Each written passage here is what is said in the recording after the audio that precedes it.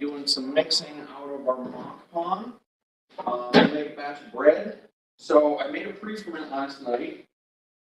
So I made a poolish. This is 1 kilo. Still fairly lively. As you can see, it's about collapsing. But we're going to go into our mock pond. We're going to make a batch of bread. So I'm going to start with this. Okay, get the most part out of it. It's sticky. We get it? Yep. Alright. Spatula to get out the rest. We're going to do like a 62% hydration on this. So, nothing too crazy. But we're going to mix warm. So, see anyone out there? Anyone on there? Yeah, we got about 3 people in there.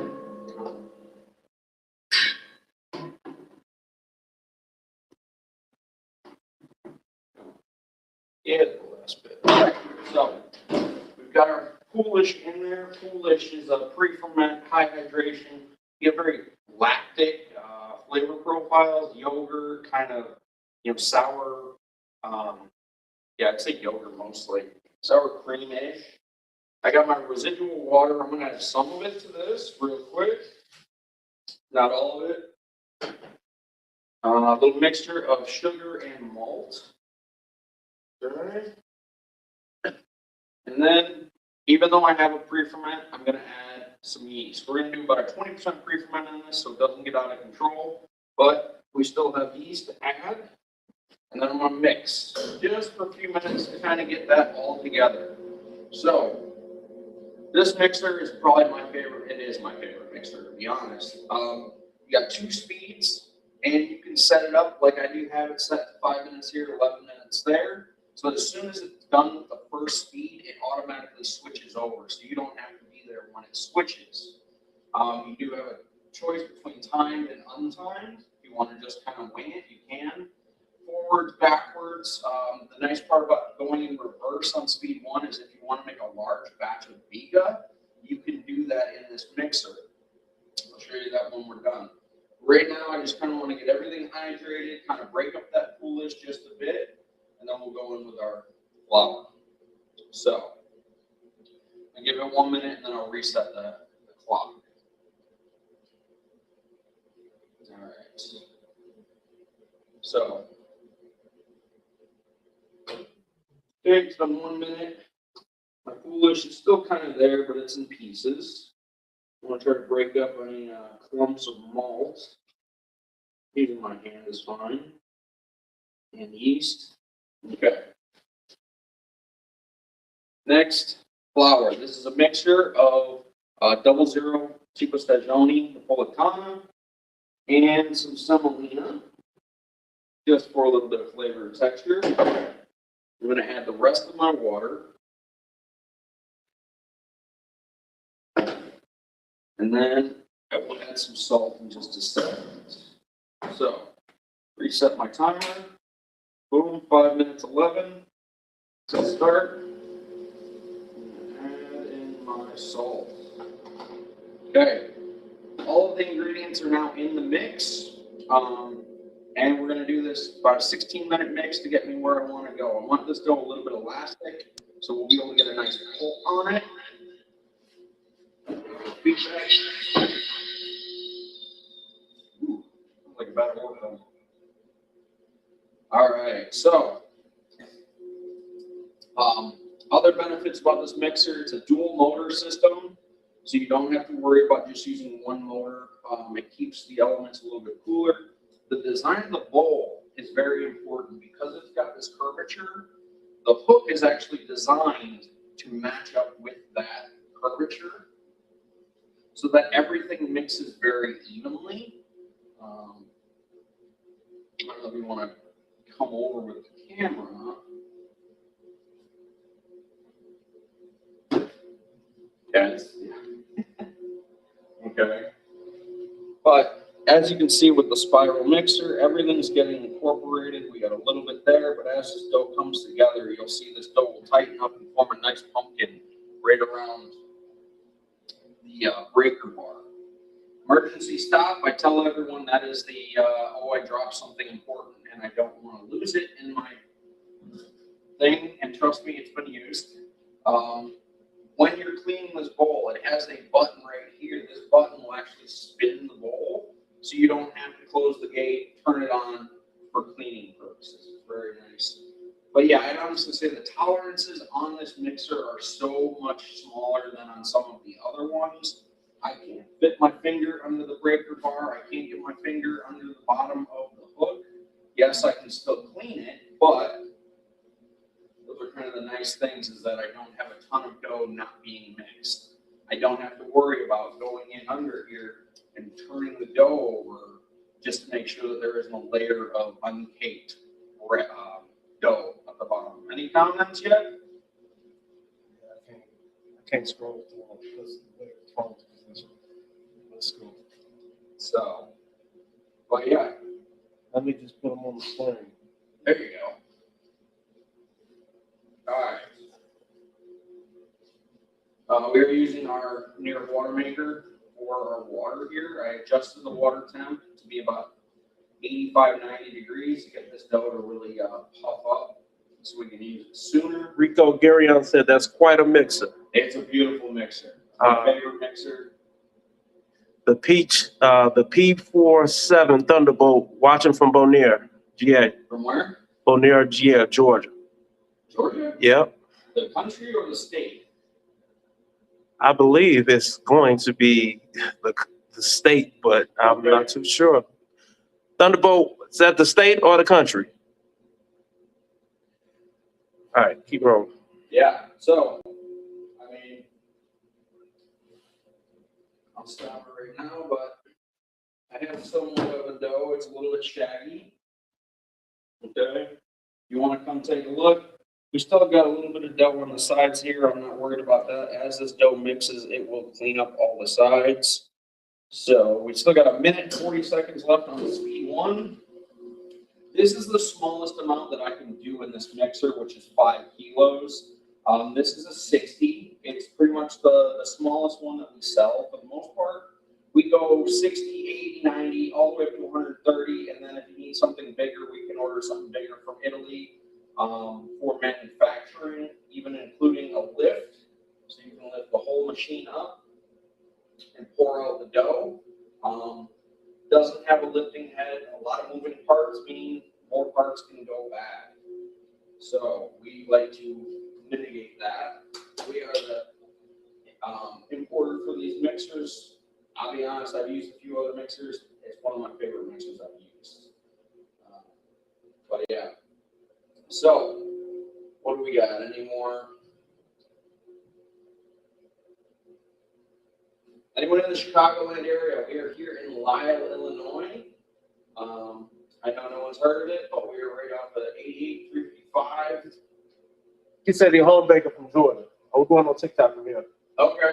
So you're home baker from Georgia. Well, hey, we got a perfect little mixer. If you're very serious about great baking and bread, we do bring in this wonderful spiral mix from the tabletop. We're just do a little video of it earlier, but it honestly dual chain driven, so not belt, and the thing makes beautiful dough.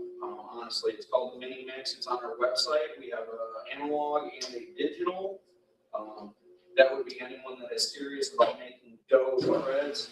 Timer just went off. Just switched over to second speed. I didn't have to do anything. Right. But yeah, if you're serious about it, I'd honestly highly recommend the Mini Mix that we bring in here. So, we got some good mix. We got Rico Garyon is from Buffalo, New York. He's on. Okay, Buffalo, nice. I think Anthony's going up to Cooperstown in a little bit. Fun place. Mm-hmm. It's a fun place. Mm-hmm. Baseball season. Mm-hmm. So now I'm just watching the dough develop. I I mean, the nice thing about this with a spiral mixer is if I needed to add an ingredient throughout time, I'm gonna be able to add it because the dough is constantly mixing, constantly moving. Whereas if you try to add ingredients in something like this, a planetary mixer, if the dough is already somewhat developed, say you add oil or salt, 5 minutes after the dough is kind of put into a ball, it just tends to spin in the bottom of the mixer, creates a lot of heat and friction.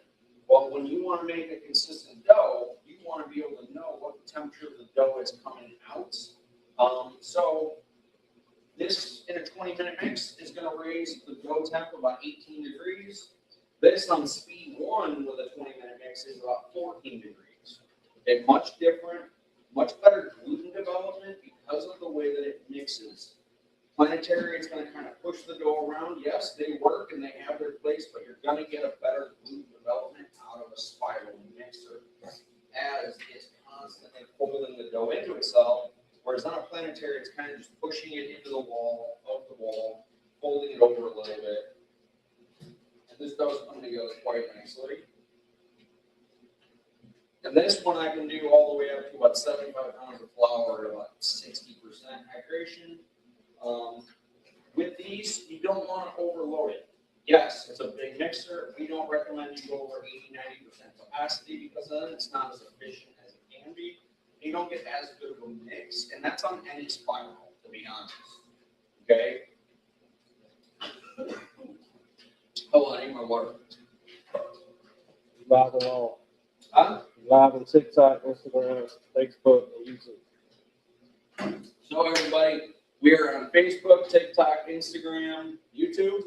Yep. And on YouTube. Holy cow. Yep, we're live on all of them right now. All right. You know, you want to bring that bad boy over and show them how this bowl is already cleaning up and the dough's coming together? Sure. Oh, Okay. Now, I'll show you. I'm going to stop it for a sec. Okay. Dough's very tight. Okay. I can't do any window painting. The gluten isn't developed yet. If I needed to spin the bowl, I got this awesome button where I can rotate it. I can go backwards if I need to, or forwards. All right, we're gonna go back, hit the number 2 button, boom, back to mixing dough. Still got about 8 minutes. This is gonna help, yes, it's gonna increase the temperature of my dough mixing, but it's also gonna develop that gluten that I really want. So I get the elasticity, so when my dough bakes, it opens up and I get a really nice open crumb. We got anything else? that's beautiful. Thank you. But yeah, we are the importer for these monochrome mixers, and they are fantastic. We just got a fresh shipment of them in the other day. 60s, 80s. If you have any questions about equipment, reach out to Sean, SHAWN @pizzaculinaryacademy.com. We don't just do mixers. We do ovens. We do dough dividers and rounders, dough ballers, presses. Okay, we got everything from a heated press to a mimicking, it's a Swedish hand stretch mimicking machine. It works better than the high school kid you just hired. So, but yeah, we are also the LaSalle Red Star Pizza Innovation Center for North America. So, you know Red Star Yeast, their parent company is LaSalle out of France. Biggest yeast ingredient. So whenever we run into something new, potassium bromate was a big one. Now that potassium bromate is banned in New York, a lot of pizza makers are having a hard time converting over. So our friends there figured this out before the switch needed to happen. They came out with some cool products. The platinum yeast or the volumizer, because it's to replace the strength that they got from that potassium bromate. I'm not a fan of potassium bromate. I don't really like using it. It makes the dough too tight. And they say it's not good for you. So I'm going to take their word for it, and I prefer not to use it. But if we have a customer comes in and they really want to use it, we'll order a bag up and we will do it. We also do consultation here. So if you are looking to improve or add to your restaurant, or hey, I just bought a place and I just want to make sure I got everything set in, come in. We do consultations one-on-one, one day, as many days as you want. The place is yours. But we make sure that you understand what you're doing and why. So, 5 minutes left. This dough is coming together beautifully. It's getting really nice and silky smooth. It's kind of at that really tight point. So I'm going to keep mixing it. It's going to soften up a little bit and become more elastic.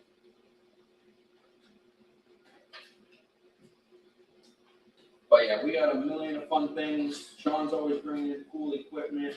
You're going to see with this, I got a baguette roller, because rolling baguettes is a tricky business. To get it right, and you got to do a lot of them. So getting a machine to do the work for you makes it much easier. Yeah. Shoot me questions, guys. What do you got? Let me know. You know, this is a open forum. I got this. We got doughs, all sorts of stuff.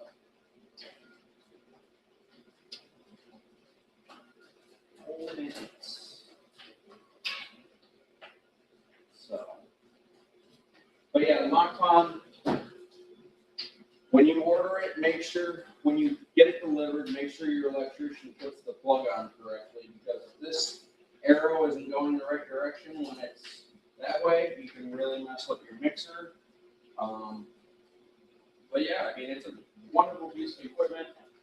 We haven't had any issues with these mixers. You can hear the popping now. I don't know if you guys can hear it, but there's popping going on as the gluten gets tighter. It's starting to trap more air. Okay? So, dough looks like that. I'm going to open this up real quick. Show you a piece there. The dough is becoming more elastic. Okay? A little sticky. That's okay. All right. Let it keep mixing. It's starting to feel warm now, which is good. It's going to get the activity of that yeast going. So, but it's still a little too tight for my liking.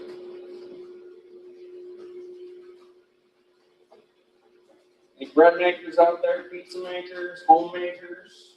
Give me a question. I got a question. GCHOMUK. How much should a Detroit style pizza weigh? I've been trying 300 to 320 grams, and they seem way too thin. Maybe it's the yeast I use. So, first thing, we do a Detroit class here. I have a 1-day Detroit and then I do a 3-day American class. Just putting that out there. But what size pan are you using? Because there are multiple sizes of pans. You have, I believe, the 7x9s, the 8x10s, and then the 10x14s. So when I'm doing 10x14s, I'm doing about 500 grams, 500 to 600 grams. Okay, take a look inside of here, because you can see the stretch on the gluten is starting to wrap around the bar.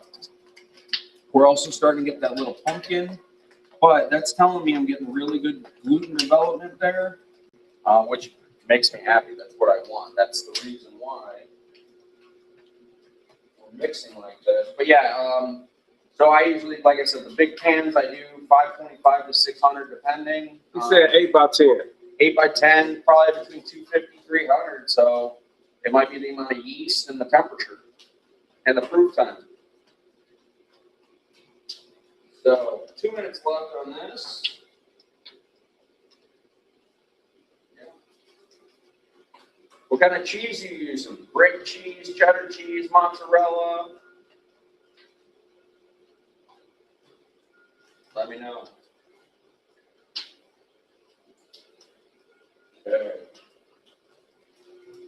This is kind of a hang out and watch. And don't get dizzy. That's the hard part. Don't get dizzy. Staring at this. When I first started here, I was like, what are they spending 20 minutes staring at a mixer for? And now it's like, well, you got to watch the dough and make sure the dough is doing what it's supposed to do. So yeah, you can see we're getting nice wraparounds on there. Good, strong gluten net. Very elastic. So 1 minute left.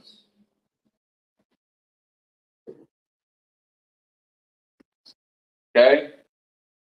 Close. Almost where I want it. So one more minute and then we'll be done. All right, hold on. I always jump the gun on that. But yeah, the bowl, absolutely nice and clean. And I'm telling you, it's that curvature of the bowl and the hook, it mixes so much better than other mixers. I'm gonna get some cold water, because that's gonna make my life easier getting this out. Give me 2 seconds.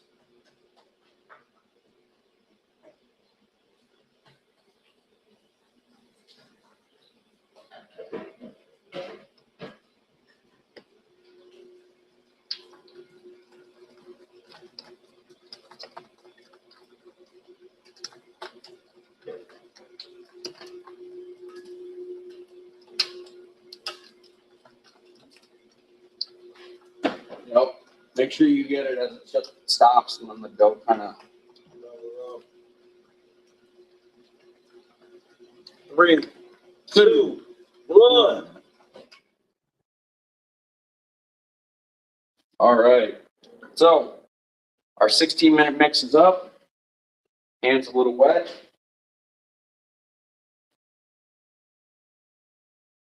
Very nice gluten development. If I wanted to, I could window paint it. Okay. So.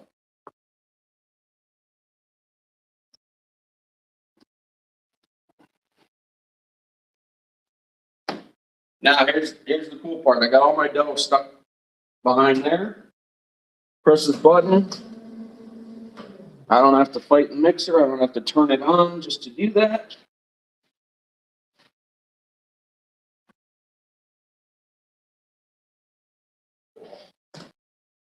All right.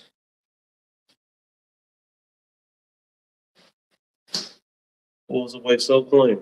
Mm-hmm. As long as you get good gluten development and you don't break your dough, it should pull away from the sides pretty good. Mhm.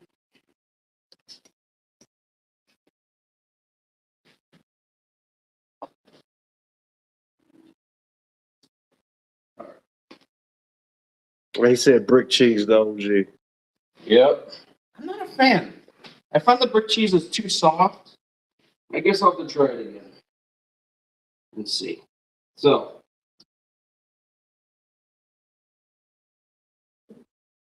See, I'm getting really nice stretch.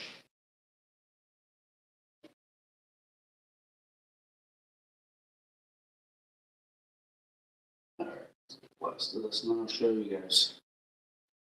So, That's it. on this, if you look at the design of the hook, it actually matches up with the curvature of the bowl, so nothing gets stuck in the corners.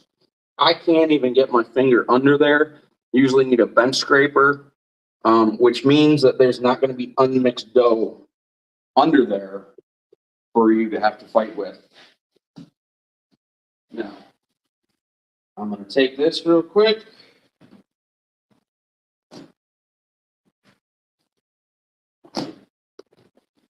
Couple of folds. Tighten that dough right back up, all right? So, she's tight. We're gonna let it rest for about 20-ish minutes, say 10 to 15. Put a cover on it. Where are my covers at? They're over there. Give me 1 sec. All right.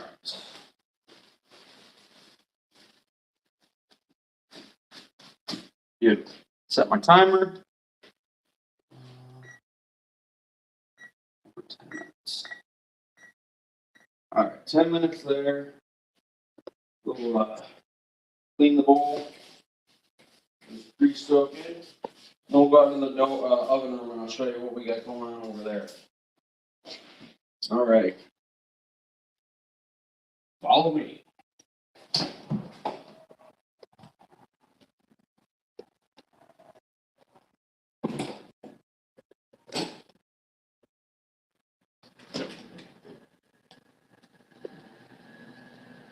So for anyone new here, this is our oven room. So we have 10 different ovens. different sizes, everything from residential to commercial. So we'll start with our residentials. We have a wonderful line of alpha ovens out there, but we also have our trio forties that we bring in. We'll show them the alphas also. We have different sizes for different budgets and different needs. This is the classroom area. Here's our classroom, private event area. You want to do a party.